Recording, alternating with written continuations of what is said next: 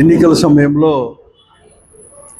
అనేకమైన హామీలు అనేది కూడా ఇచ్చి అధికారంలోకి రావడం జరిగింది. కూటమి ప్రభుత్వం కూడా చంద్రబాబు నాయుడు గారి నాయకత్వం.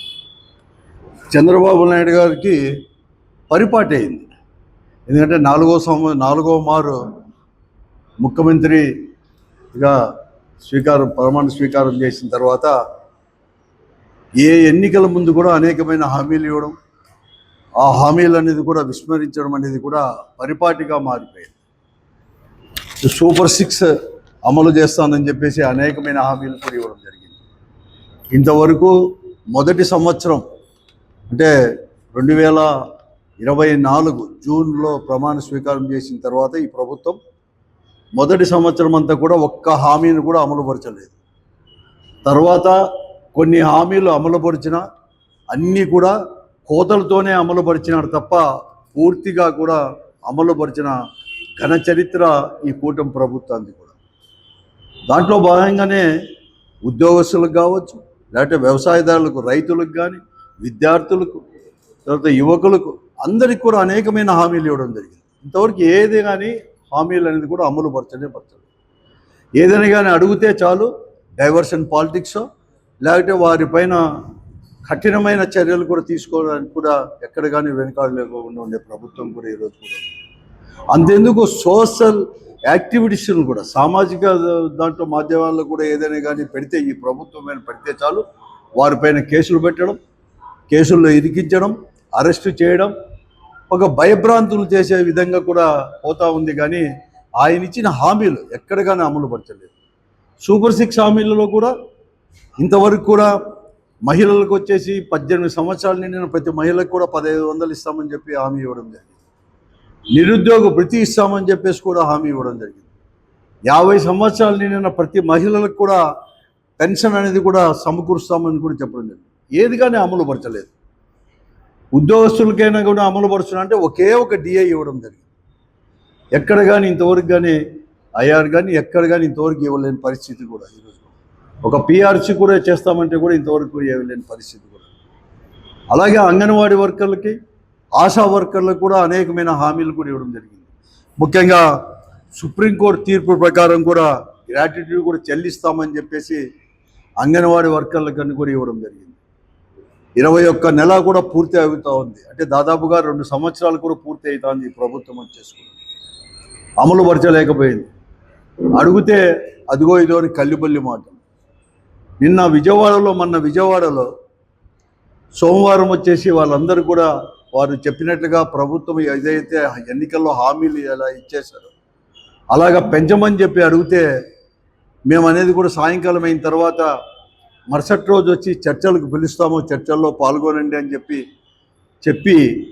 చర్చలు అనేది లేకుండా తెల్లవారుజామనే ఇంకా వాళ్ళ కూడా కాలకృత్యాలు కూడా తీసుకోకుండా ముందే మహిళలు కూడా నైట్ డ్రెస్లో ఉన్నప్పుడు కూడా వాళ్ళందరినీ కూడా ఆ శిబిరాలపైన పడి వాళ్ళందరినీ వారిపైన దాడులు చేయడం, లాఠీ చార్జీలు అనేది లేకుండా, మహిళలు అనేది కూడా లేకోకుండా, మహిళా పోలీసులే కాదు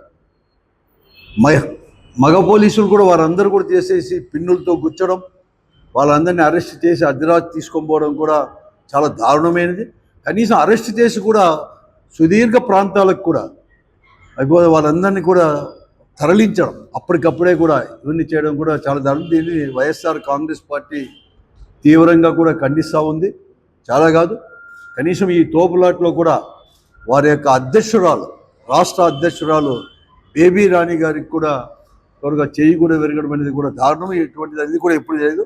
చాలా కూడా ఎందుకంటే చంద్రబాబు నాయుడికి ఇదేం కాదు. ఆ రోజు కరెంటు ఛార్జీలు పెంచినవి తగ్గించాలా అని చెప్తే 2000 సంవత్సరంలో అనుకున్నాను, ఇదే మార్చిలోనే 2000 సంవత్సరంలో గుర్రాలతో కూడా తొక్కించిన వైనాన్ని కూడా ఈరోజు మనం అంతా కూడా మతికి తెచ్చుకోవాల్సిన అవసరం ఉంది. అంటే చంద్రబాబు నాయుడు గారు ఇలాగే ఇటువంటివన్నీ చేస్తుంటే ఎక్కడ చూసినా కూడా అంతే.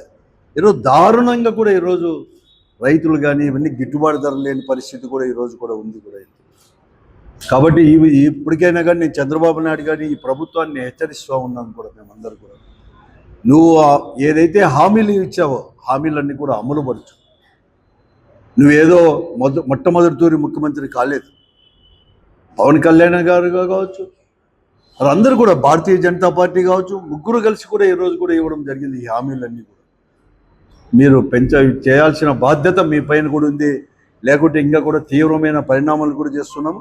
ఖండించేదే కాదు, రేపు అనేది కూడా ఏదైతే ఈ అంగన్వాడీ వర్కర్లు కావచ్చు, లేకపోతే ఆశా వర్కర్లకు ఏదైతే కనీస వేతనాలు చెల్లిస్తామని చెప్పినాడో, ఇవన్నీ వారు తీసుకునే దానికి కానీ వారి పోరాటంలో కూడా వైఎస్ఆర్ కాంగ్రెస్ పార్టీ కూడా పూర్తిగా కూడా భాగస్వామ్యం కూడా వహిస్తుందని చెప్పేసి కూడా మేము కూడా చెప్తా ఉన్నాము. వైఎస్ఆర్ కాంగ్రెస్ పార్టీ తరఫున ఇవన్నీ కూడా హెచ్చరిస్తున్నాను, చేస్తున్నాను.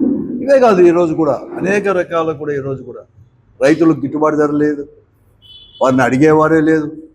ఈ పొద్దు పప్పు శనగ కావచ్చు, అదే ఏ పంటకు కూడా ఈరోజు కూడా గిట్టుబాటు ధర, మొక్కజొన్న కానీ గిట్టుబాటు ధర లేని పరిస్థితి. ఎవరు కానీ మీరు వచ్చేసి ప్రభుత్వం కొంటామంటే అది కూడా కొనలేదు. అడిగితే దాటివేసే ధోరణం, లేకుంటే ఏదైనా కానీ వారు ఎవరైనా చేస్తే వెంటనే పోలీసు వాళ్ళని పంపించడమో ఇవన్నీ కూడా చేస్తూ ఉంది. అంతేకాదు, ఈరోజు నేను పోలీసు వారిని కూడా, పోలీస్ శాఖనే మొత్తం మేమంతా కూడా హెచ్చరిస్తున్నాం కూడా. మీరు అప్రజాస్వామ్య పద్ధతిలో చట్ట విరుద్ధంగా ప్రభుత్వం చెప్పిందని చెప్పేసి వారి అడుగులు మడుగులెత్తుతూ మీరు పోతే మీపైన కూడా తప్పకుండా కూడా చేస్తాము. ఎందుకంటే నేను చేస్తున్నాను. అంతేకాదు, ఈరోజు ఏదైతే అప్రజాస్వామ్య పద్ధతిలో వ్యవహరించారో ఈ పోలీసు వారిపైన కూడా ప్రభుత్వం కూడా చర్యలు చేపట్టాలా అని చెప్పేసి కూడా మేము డిమాండ్ కూడా చేస్తూ ఉన్నాం. ఈరోజు ఎలా ఉందంటే, ఈ ప్రభుత్వం ఎట్లుందంటే, అధికారంలో ఉండే ఈ తెలుగుదేశం పార్టీ కావచ్చు, ఈ కూటమి పార్టీలు అన్నీ కూడా వారి యొక్క ప్రజాప్రతినిధులు, ముఖ్యంగా ముఖ్యమంత్రి దగ్గర నుంచి, ముఖ్యమంత్రి కుమారుడి దగ్గర నుంచి అందరూ కూడా ఎలా ఉన్నారంటే, ఏదో రకంగా కూడా దోచుకోవడం, పంచుకోవడం, దాచిపెట్టుకోవడం అనే పద్ధతిలో ఈరోజు ఈ ప్రజాప్రతినిధులు పోతున్నారు. ఎక్కడ కానీ వారు ఇచ్చిన హామీలు కానీ, లేకపోతే ప్రజల యొక్క సమస్యలు కానీ తీర్చడానికి కానీ ఎక్కడ కానీ ప్రయత్నం కూడా చేయలేదు.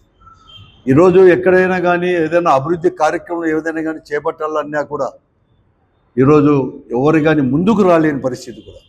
ప్రభుత్వమే పరిశ్రమలు స్థాపిస్తామని చెప్పి వస్తే పారిశ్రామికవేత్తలకి భూమి కూడా కేటాయిస్తే ఆ భూములు కూడా మాకు వద్దు అని చెప్పేసి మళ్ళీ కూడా 1 సంవత్సరం తర్వాత మేము పరిశ్రమలు ఈ రాష్ట్రంలో అనేది కూడా ఎక్కడ కానీ మేము పెట్టలేము, మీ వారి దాడి తట్టుకోలేకపోతున్నాం, మేము వారి కమిషన్లు ఇవ్వలేక మాకు వద్దు అని చెప్పేసి భూమినే హ్యాండ్ ఓవర్ చేసే పరిస్థితి కూడా ఈరోజు కూడా నిన్న రాష్ట్రంలో జరిగిన అన్ని కూడా చూస్తాం. వెనక్కి ఇచ్చేసే పరిస్థితి ఎక్కడ కానీ.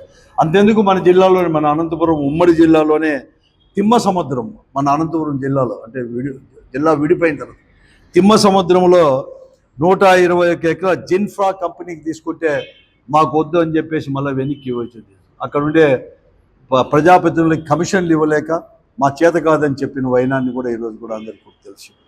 అలాగే సత్యసాయి జిల్లాలో గుడిపల్లి దగ్గర ఆజాద్ మొబైల్ టీ ఇండియా కంపెనీ వాళ్ళు ఏదో పరిశ్రమ కోసం వచ్చేసి చేస్తే, లిమిటెడ్ వాళ్ళ కంపెనీ చేస్తే అక్కడ కూడా ఏం జరిగిందో అందరికీ కూడా తెలుసు.